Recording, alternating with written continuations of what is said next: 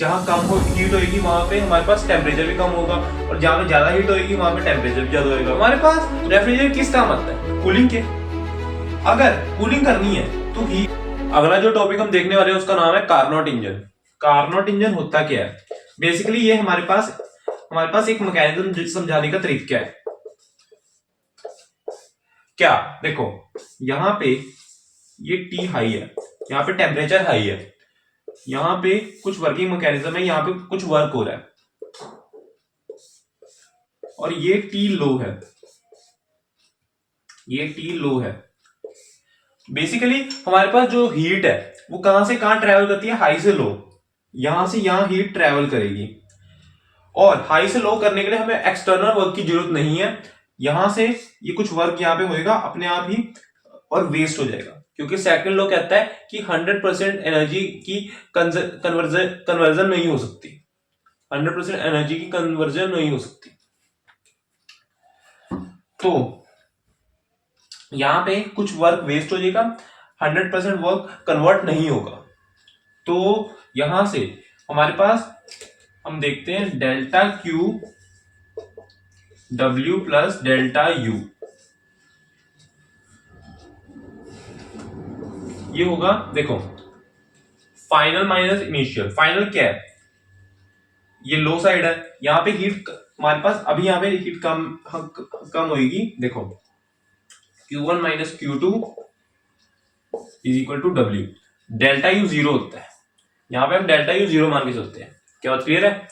अब हम यहाँ पे एक टर्म कैलकुलेट करते हैं, ईटा, जो कि होती है W अपॉन Q1।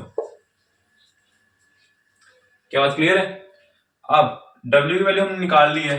ये क्या है? Q1 minus Q2, Q1 minus Q2 upon Q1।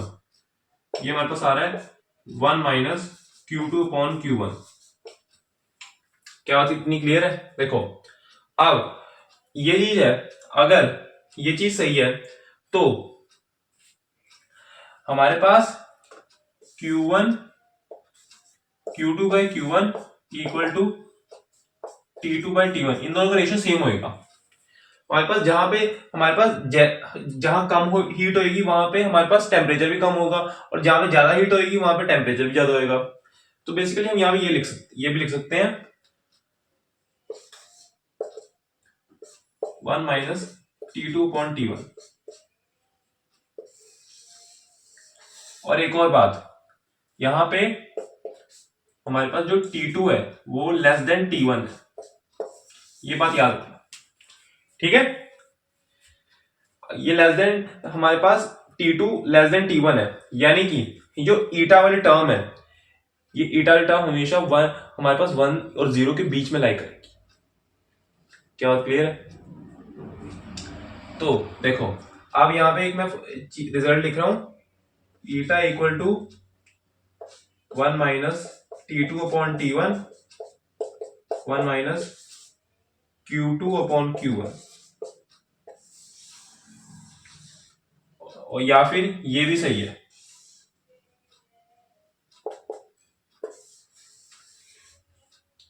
ये दोनों चीजें सही हैं, एक बार से नोट करो।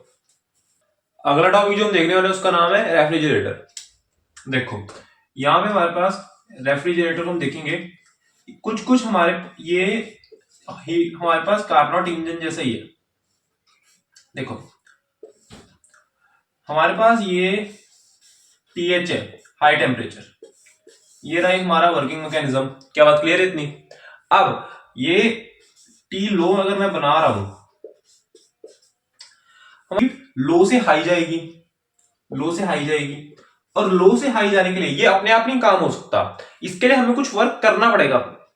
तो ये हमने कुछ वर्क किया, वर्क की डायरेक्शन चेंज होगी। अब यहां पे हम एक चीज निकालते हैं जिसका नाम है coefficient of performance.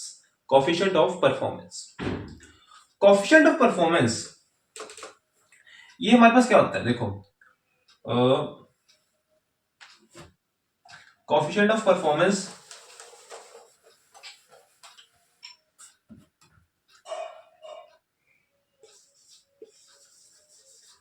Of performance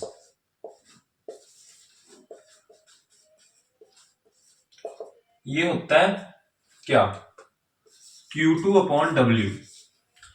वो क्या होता था, W/Q1, ये होता है Q2/W। अब हमारे पास ये चीज आ गई, वही वाली चीज, W equal to Q1 minus Q2। हमने कार्नोट इंजन में देखा था कैसे निकलता है ये, तो ये हो जाएगा हमारे पास Q2/Q1 माइनस Q2। ये क्या बात क्लियर है? और यहां पे भी Q1/Q2 इक्वल टू T1/T2, ये चीज एप्लीकेबल है। क्या बात क्लियर है इतनी? देखो हमारे पास कोफिशिएंट ऑफ परफॉर्मेंस इस पे निकालते हैं, उसमें हम ईटा निकालते थे, वो एफिशिएंसी होती थी, ठीक है। तो W is equal to Q1 minus Q2, ये हमने कार्नोट इंजन में देखा।